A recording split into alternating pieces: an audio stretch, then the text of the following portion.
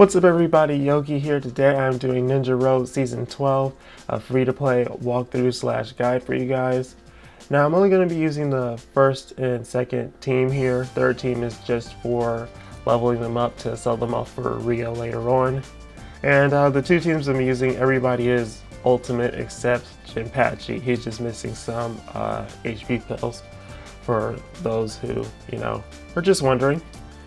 Now for this Ninja Road, the theme, at least when there's like a group of mobs basically, is randomness.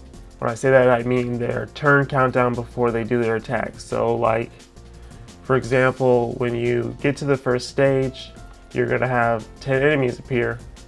They could all technically have one turn countdown before they attack you, or they could all have 3. That's what kind of randomness I mean.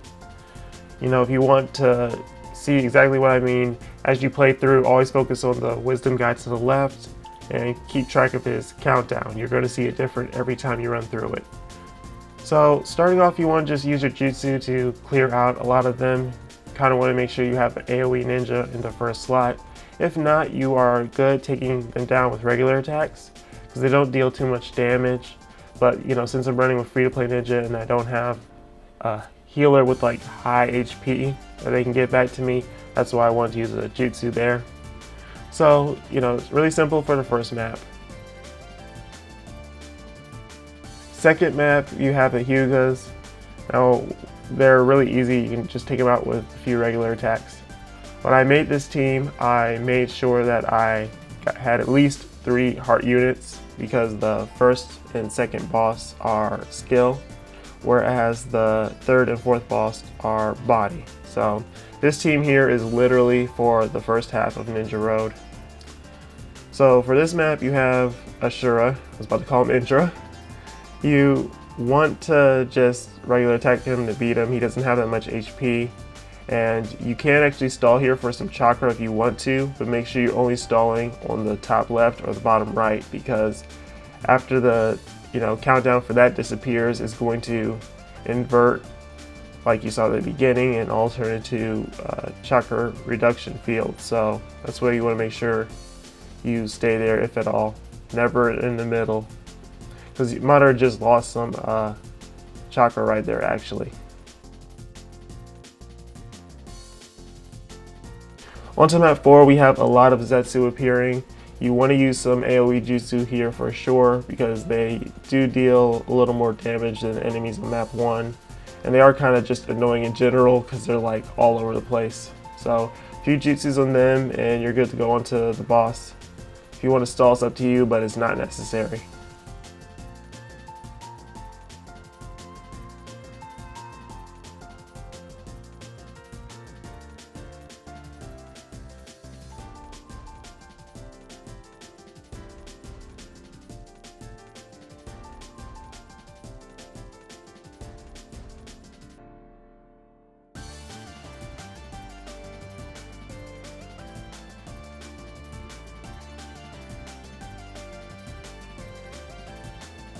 On to the first boss, we have Kitsuyu.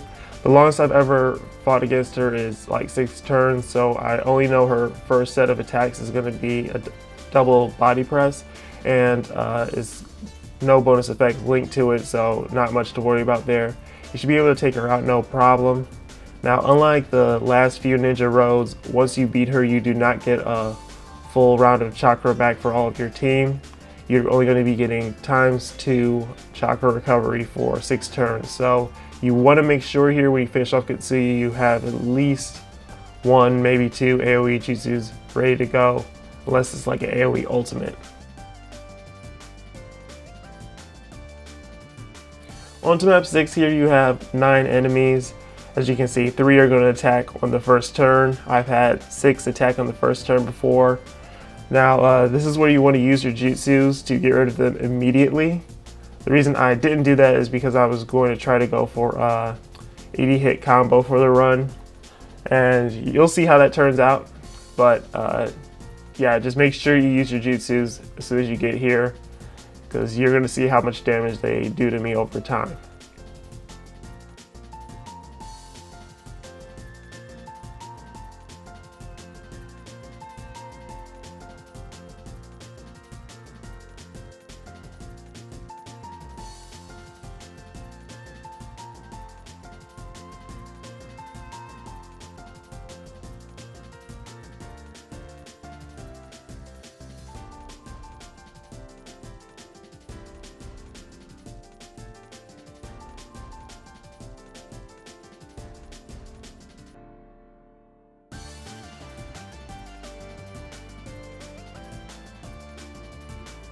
On to map 7, you guys can see how that hit combo went for me. So I was not happy at all. I basically destroyed my HP for nothing. So for this map here, they're all just going to give themselves an attack boost and combo status ailments. So very easy to take them out here actually. Just use a jutsu or a few regular attacks with some skill units can, work. I can take them out. And they're also random with their attack pattern as well. Just Madara is going to attack here, but I have had all 4 of them attack on the first turn as well.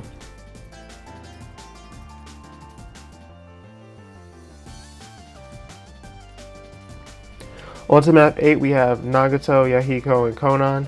I'm just going to take them out with some regular attacks, but you might have to use a jutsu on them if you're not getting rid of them quickly enough, because they do have attack boost field skill and they can rack up the damage pretty quickly.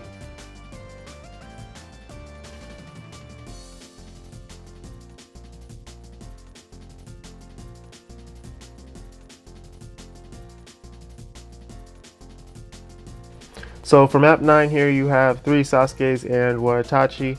You can just use the jutsu to weaken some of them, except one of them, and then stall back up if you want to do that for the second boss.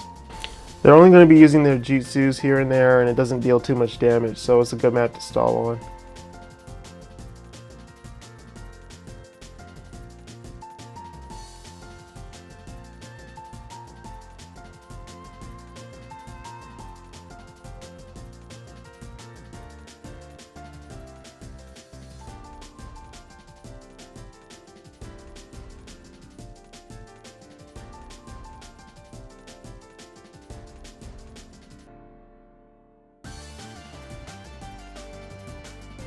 On to the second boss now, it's Matatabi.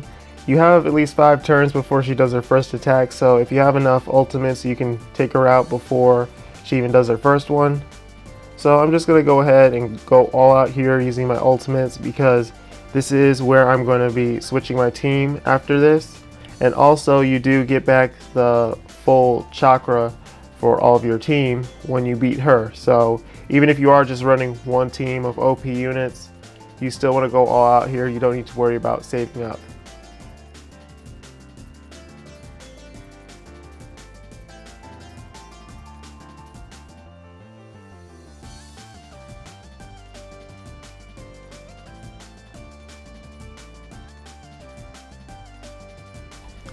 On to map 11 here, you have the 5 Hokage. They love using all 5 of them together, I swear. Now I'm just going to go ahead and switch to my second team, use my jutsu on them with Kaguya. No matter who you're running, you want to use a jutsu or 2 to get rid of all of them down to 1. And if you want to stall back up from there, totally up to you.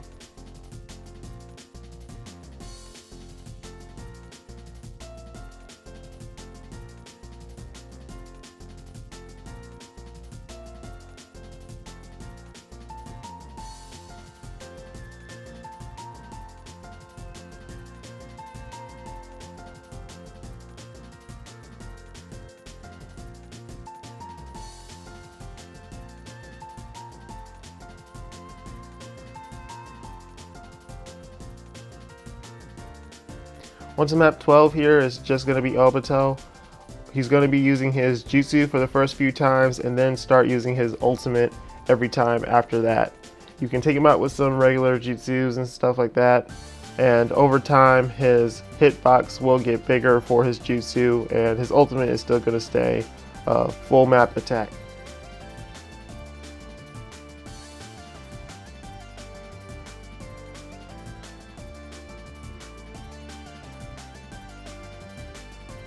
On to map 13 here, you have just the Raikage. He's going to be putting up a defensive barrier of 1,500 damage. I always just use my ultimate with whatever heart character I'm using on him, just to get rid of him quickly. Don't like hanging out here too much. I think someone mentioned that chakra reduction field can pop up at some point. Now for map 14 here, literally all you guys have to do is just hit the auto button.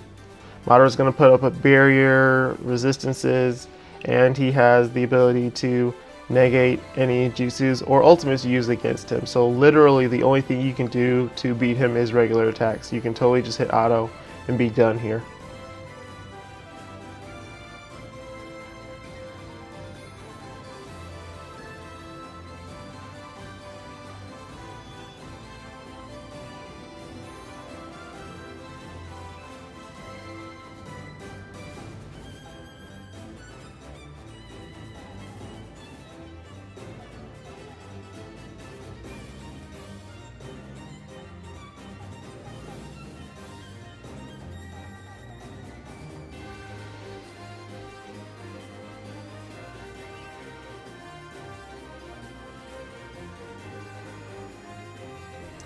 On to the third boss, it is the 10 Tails. You want to get rid of all those spots if you can help it, because he will have a chance to jutsu seal you with them, and that's not a good thing. Once that secret technique countdown goes, he's going to use his ultimate and reduce your HP down to 1%. So if there's a spot still around after he uses that, he can basically get your HP down to 1%. If he hits you into range of that attack, you're done for. So you want to get rid of those as soon as you can. Now, if your ultimates are strong enough to take him out before he uses his secret technique, you only need to take out the top 3 spots. The bottom one can still stay, since he's only going to be using swipe on the bottom of the map.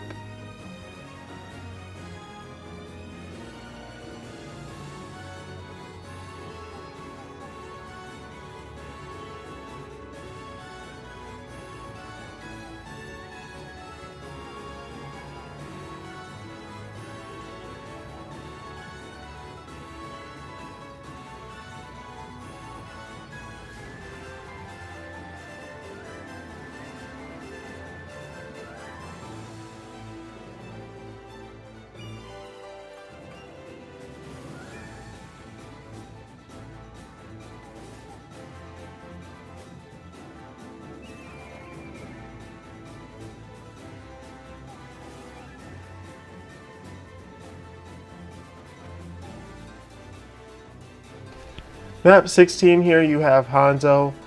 All I know is that he's going to use his jutsu every 3 turns. I don't know if it turns to the ultimate at some point, because I usually get rid of him by then. But yeah, I'm just going to regular attack to beat him here. And as you see, you also have 25 turns of, double chakra recovery. So that's why I'm opting to regular attack before I just use a jutsu, basically wearing him down and stalling at the same time. And when it comes to his jutsu, it does have a chance to immobilize you for 4 turns.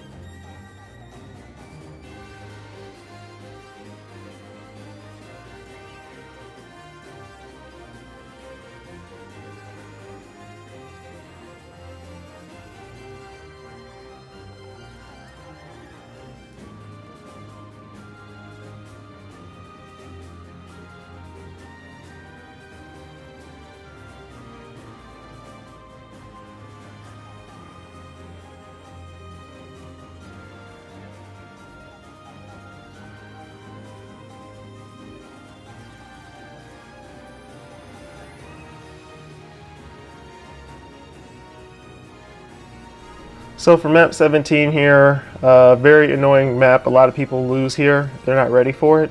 So what Sakura is going to do is give Sasuke vast range, substitution jutsu, and a barrier. Now you want to make sure you take out Sakura here first, otherwise she's going to put it back up over time. And then do your best to try to space out, because he is vast range now. And every single attack Sasuke does will deal 1,500 damage. Thankfully, since I have a lot of skill units right now, there's not too much to worry about. And after a few turns, his barrier and substitution will disappear. He'll also turn into short range. And from there, you can just regular attack him or use a jutsu or 2 to get rid of him. But you really want to make sure that you stall up here and have at least a few ultimates ready going into the next map.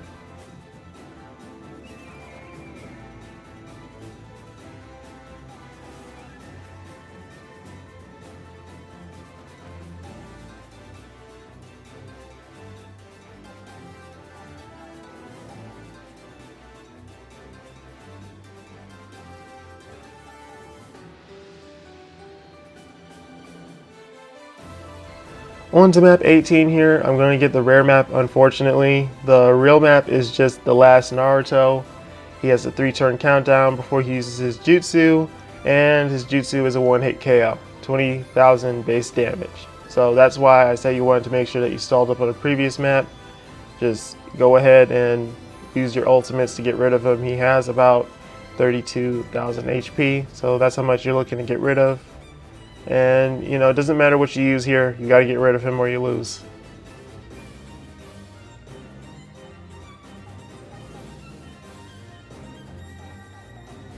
So on to map 19 here, we have one of the easiest map 19s if you ask me. Jiraiya is going to do his jutsu and debuff you with everything under the sun except immobilization for 15 turns. Now what's going to happen is Naruto's going to use his sexy jutsu and then it removes all of your debuffs right afterwards. And just wait and see how much damage it does. Now you want to go ahead and use all of your jutsus, use an ultimate, whatever, to get rid of Jiraiya, and then from there you can stall up on Naruto. Because as you can see, 10 base damage. That's all Naruto's going to be doing. So after Jiraiya's gone, this literally turns into one of the easiest stages to stall on. And make sure that all of your ninja are debuffed before you go on to the next map. Because in my case, I switched out Roshi and he needed to be debuffed later on. So make sure Naruto hits everybody that needs it before you KO him.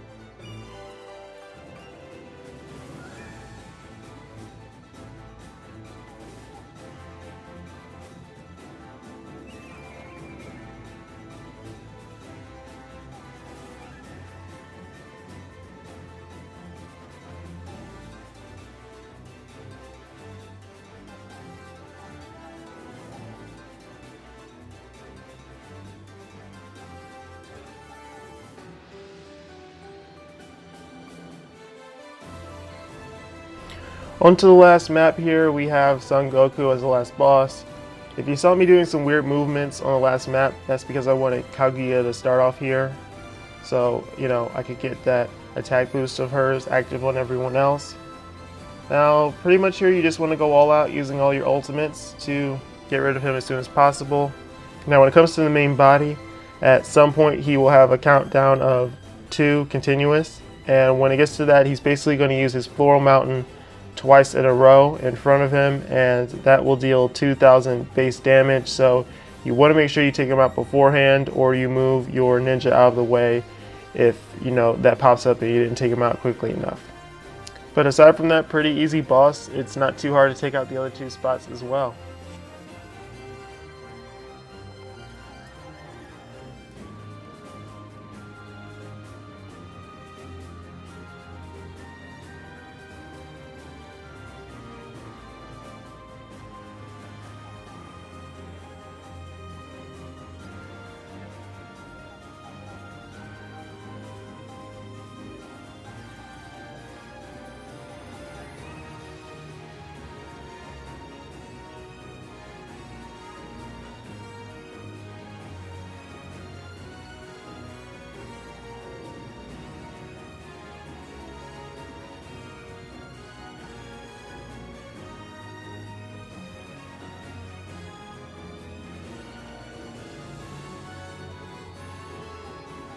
So there you guys have it, Ninja Road Season 12 walkthrough / guide. Hope this video helped you guys out. If you guys got any questions, you know, feel free to ask. Try to help you out if you need it. Don't forget to leave a like, drop a comment, and subscribe if you did enjoy the video. Peace.